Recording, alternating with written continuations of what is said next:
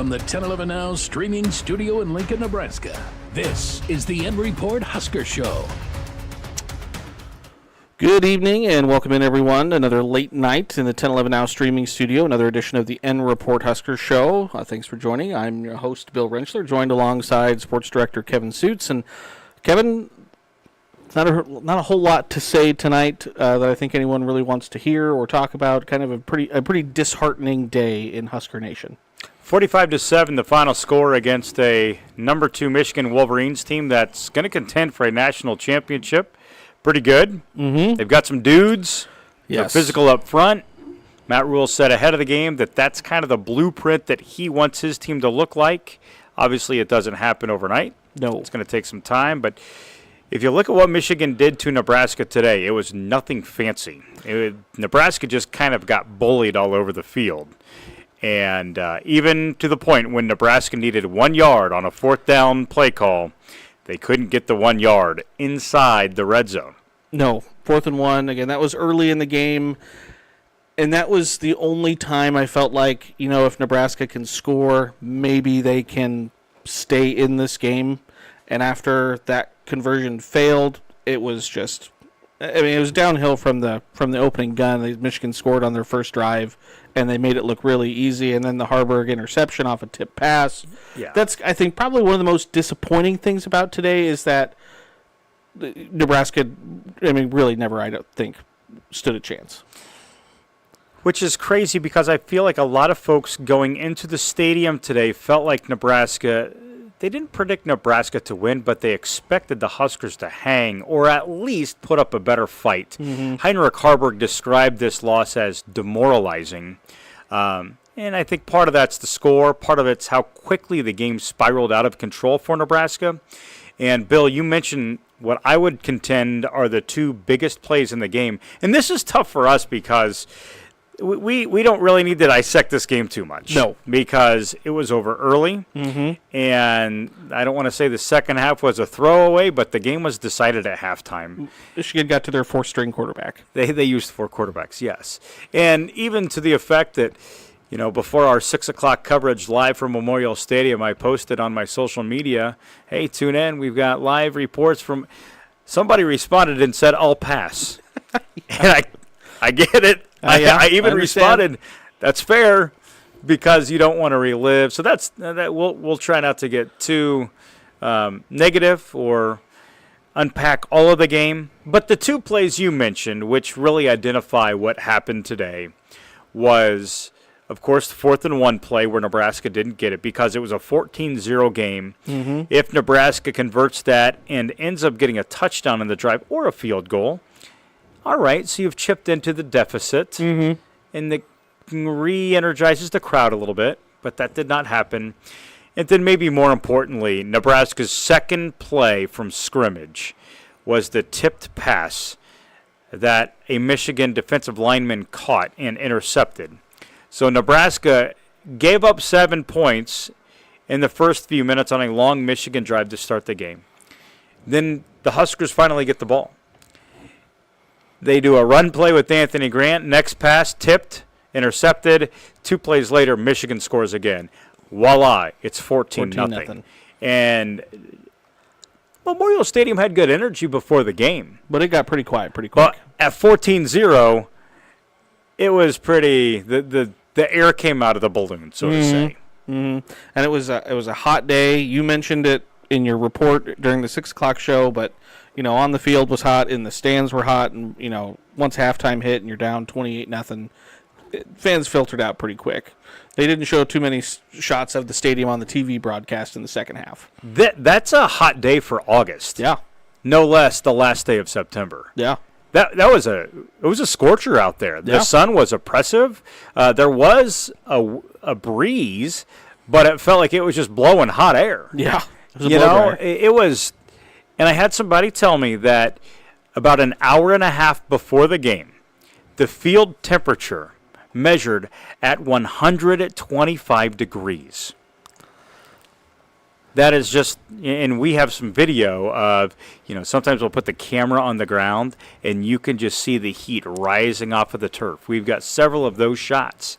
And yeah, They had a place where you could fill up your water bottle throughout the concourse and then also field level. And there were multiple people by that continuously throughout the first half. I say only first half because, as you mentioned, second half, a lot of the crowd had filtered out. Matt Rule said it pretty succinctly towards the end of his post-game comments, saying that this game sucked.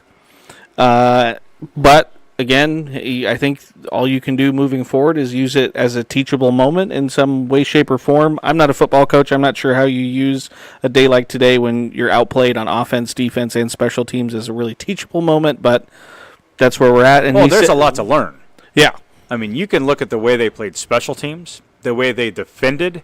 Nebraska came into the game as the nation's leading rush-stopping defense, and they gave up a lot of yards on the ground. And I think what is a better way to evaluate how Nebraska performed in stopping the run, beyond the rushing totals in terms of the yardage they gave up, watch with your eyes. It was easy yardage. Some of the holes were pretty big, and that defensive front was getting knocked back. They didn't tackle the best either today, and that's how you get the result you do. They gave up 45 points, and to this point, the defense had played really well, but I think it was just a tough matchup for them.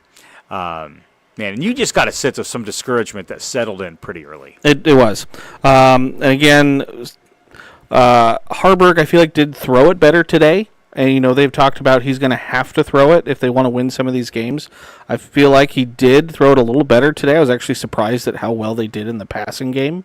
So, I mean, that's maybe one silver lining you can kind of take out of today. But you get the sense that they are not totally comfortable throwing the football. No. Not consistently for a sustained drive. That's not their MO. And I don't know that they even want it to be. They want to be able to run the football.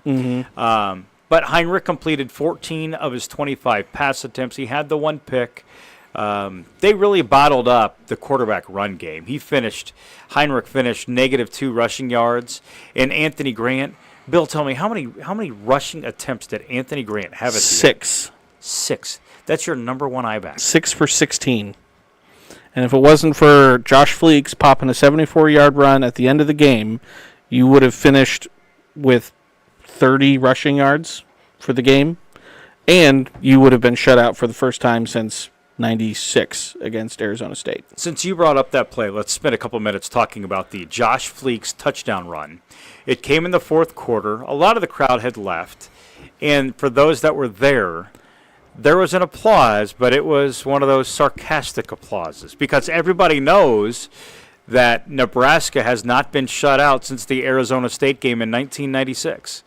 So that saves the history from this game. It does. And so it was like, all right. But the insult had already happened. Yes. Because they were down. Nebraska was down by 45 points. Yes. And then they went for the onside kick. I was kind of surprised that at that point they would go for the onside kick, but they did. But yeah, nothing really all that great to talk about today. But Josh Fleeks, well, let's share a little bit of the backstory here. Because of all people to pop the touchdown in this game, it's a guy who had not played in a Husker uniform prior to today, offensively. Yeah. And he gets on the field, not at the position that he intended to play here when he signed. It's supposed to be a wideout. He moved to running back, and he moved just this week because Nebraska has very little depth at that position. You can recall that Gabe Irvin Jr. is out for the season. Ramir Johnson is out for the season, so they need some bodies at running back, and Josh Fleeks played it in high school. So he was struggling to find the field as a wideout. They threw him back there for practice. Matt Rule even said this week that he thought that Fleeks was probably still a ways off before seeing the field as a running back. Well, I guess when you're getting blown out by Michigan, you might as well give him a carry, and boom, he hits a big one, and he saves the scoring streak. Yeah, and he was a guy who's actually sent home first day of fall camp because he came to camp and he was overweight, out of shape. They sent him home for a few days before he could come back, and he's been trying to work his way into the wide receiver rotation and now is in the running back rotation, it appears. So, yeah, Josh Fleeks, a bright spot from today. Some injuries we had happen today. Deshaun Singleton on like the first play. He goes down with a knee injury. He was seen with a knee brace on later in the game. Rule saying not sure if it's an ACL deal, but he said he looked like he was in quite a bit of pain. So that's not something. Our video indicates that as well. Like when he went down, he was writhing in pain, no doubt about that. And that's really unfortunate because Deshaun has been very good this year. He's been a bright spot. He's been one of those guys that didn't get a lot of play last year, but this year has really stepped up. Nash Hutmacher went down. He did walk off the field, though. Didn't ask about him in post. And it sounds like Luke Reimer was actually taken to the hospital this morning, which was something that Rule talked about in his post. I wasn't exactly sure what was going on there, that he had to be taken to the hospital, but we don't know specifically, but Matt Rule did mention something to the effect of we were just being cautious and want to be preventative in case there was an infection. Yeah. So we were kind of under the impression that Luke Reimer was going to play today, and he was coming back from his injury. And when he showed up on that pregame injury report that he was out, it was Luke Reimer and Cam Linhart. I think there were some people that were pretty surprised that Reimer was listed for out. And then to come to find out that he went to the hospital in the morning hours. Hopefully Luke is okay. And that goes far beyond him as a football player. Just him as an individual, just a great guy. And he's a good culture guy and important to that locker room for the Huskers. And then found out also that Barrett Liebentritt, fullback, who was dinged up last game, is apparently now going to be out the next few weeks. So no fullback today, and that's why we saw Janiron Bonner, who had some good plays today. So next week is a Friday game. We are at Illinois. That is a 7 p.m. kick, FS1. Again, so coming off this tough loss, short week. I'm sure they'll probably leave for Illinois Thursday. So I'm not sure what the schedule looks like for them for practices at all yet this week. But got one more game before the bye. Again, at Illinois. Illinois lost today to Purdue. They got kind of thumped by Purdue, actually. 44-19. 44-19. So both teams will be 2-3 going into that game. This is the classic Big Ten Friday night game, right? It is. It's the game that you don't really know where to put on a Saturday, so you just give them the Friday night spotlight. And because let's be honest, you're not putting Michigan on Friday night. No. You're not putting Ohio State on Friday night. No. But you can take, two teams that are at the bottom of the Big Ten West, and you throw them on Friday night. With Nebraska, you're going to get some viewership numbers regardless. So the Huskers are 0-2 in Big Ten. Illinois is not near the team anybody expected. They can't take care of the football, Illinois. Well, they lost a lot to the NFL. Yeah, and they can't run the ball. They lost Chase Brown, and the cupboard's not bare. Reggie Love III's a pretty good running back for the Illini, or at least he was in previous years. But the offensive line looks different. So Illinois has some issues. Nebraska has some issues. And that's kind of where the focus went for Matt Rule and this Nebraska football team after this loss. You got the what's next mentality. That kept coming back up in the post-game interviews and learning from this loss. So let's see how the Huskers handled it, especially with one less day. That might bode well for Nebraska. That's one less day you have to think about it. Sit on this loss. You get to be on the field a little sooner. So the Huskers will alter their game week routine just a little bit with this Friday kickoff. But Friday night in Champaign, I don't know how sexy that is, but it's what's ahead for Nebraska. Are you going to that one, or are we going to send Chase? Chase is going to go to Illinois and get to cover the Huskers on the road, and hopefully the weather is going to treat him well. Hopefully it's not going to be 95 degrees outside. I updated the game day forecast for Brad tonight, and it did look like low 70s for afternoon highs. Again, kickoffs at 7, but mostly clear, partly cloudy through the evening. Lows that night then in the 40s, so probably somewhere in the 60s for game time. So some good October. I was just going to say, that seems like October. Yeah. Like fall football weather. Today felt like middle of July, let's go to the swimming pool. It was a record high in Lincoln. And what did it get up to? 96 at the airport. But again, like you said, on the field, 120, 125 degrees. Is my face pink? It's a little pink. You're a little burned. It feels like it's up here on the... You got a little... I recognize that about an hour after arriving at Memorial Stadium that sunscreen would have been a good idea. I've got the, breathable clothing. Yes, you got that covered. But, who thinks to bring sunscreen on September 30th? It's going to be 90 degrees outside. Yeah, 90 degrees. So It's true. Usually that's back in the closet, and you're worried about layering up on September 30th. Not something like that. But not, today was not this time. It was just a bizarre day. One of my last thoughts, though, Bill, I thought the atmosphere before kickoff was pretty good. I think folks that were downtown before the game, a 2:30 game on a bright sunny day, there was good energy in Lincoln. You had Barstool Sports here. You had Dave Portnoy. Yeah. He left early, though. The game? Yeah, he left. Or town? He left the game early. He left, I think, shortly after the first quarter. So did thousands of others. Yes, so he was not alone. Probably trying to find more pizza in Lincoln. Yes. But even last night, I went to that opening night with Husker Hoops event at Pinnacle Bank Arena. Mm-hmm. And it kind of caught me by surprise when I was leaving there. It was actually a very pleasant Friday night, a little warm. But I was downtown around Pinnacle Bank Arena on a Friday night before a big football game, and there was really good energy in downtown Lincoln on Friday. Oh, yeah. So I think everything prior to 14-0 in Nebraska versus Michigan, it was all pretty good. But then the game happened, and it just got away from the Huskers quickly, and there is some work to be done. There is. Nebraska's 2-3 overall. They're 0-2 in the Big Ten, and they have a winnable game coming up on Friday against Illinois. Let's see what happens next. You know, if you look at the Huskers' upcoming schedule beyond this Illinois game, there's an opportunity to maybe string a few wins together here for the Huskers. So, but this team's going to have to keep the faith, stay encouraged, and get to work. Because you go Illinois, Northwestern, Purdue, Michigan State. That's 4 winnable games. So, yeah. There's still plenty for this team left to play for. Following up, before we wrap up, following up on something you said on Tuesday, I did enjoy the TV broadcast. Kennedy, was that his name? Benetti, Jason Benetti. He was good. It's fantastic. And Brock Heward, he was okay.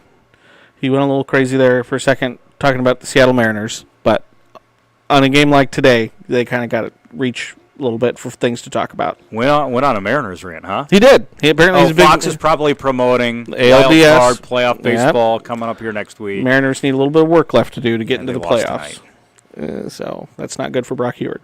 Okay. So, all right. Well, appreciate it. I'm glad you enjoyed the broadcast because I was excited. And Allison Williams was on the sideline, and that's a pretty good crew to have in Lincoln. It is.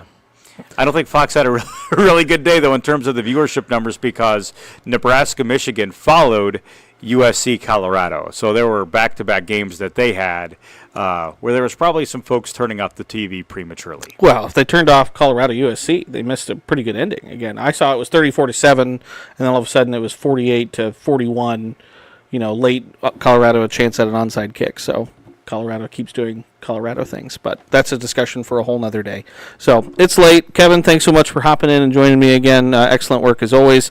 Again, we'll see us again probably on Tuesday. I'm not sure of the schedule this week, but we'll talk about an upcoming game against Illinois. So appreciate everyone for tuning in, and we'll go ahead and we'll see you next time. You've been listening to the REPORT Husker Show from 1011. Watch, listen, and stream on the 1011 Now app, on YouTube, or wherever you get your podcasts. For more Husker coverage throughout the week, watch the REPORT on 1011 Sports at 6 and 10 p.m. and download the 1011 Now app.